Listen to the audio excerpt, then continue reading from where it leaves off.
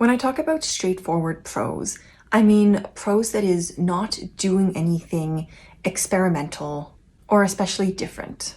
That doesn't mean it's bad, but it is just laying out the story in straightforward terms. Something like Mrs. Dalloway is not straightforward.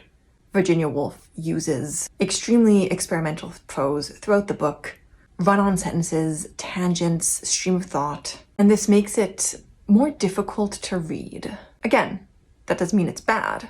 It's just different from something like Ernest Hemingway, whose prose I would say is very straightforward. Really good, I like Hemingway, but it's simple, clean, it's not doing anything fancy. Another example of non-straightforward prose would be The Road.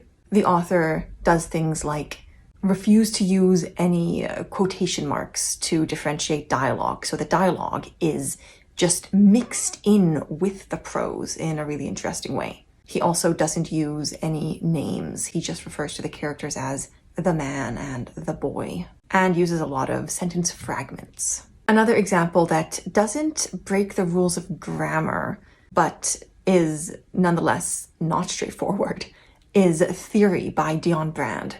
This book is all written in a really dense academic style. Like, you know, when you're reading an academic text and it's written in the most dense way possible with a ton of unnecessary jargon and the clauses in a ridiculous order. It all seems sort of designed to be opaque. Lots of academics just don't know how to write. Dion Brand knows how to write and did this on purpose, and it is absolutely hilarious. If you have any experience with academia, I would definitely recommend.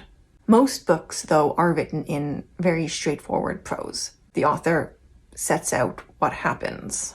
He got up from the table and picked up the book and walked across the room. There's nothing wrong with that sentence, but that is what I mean when I talk about straightforward prose.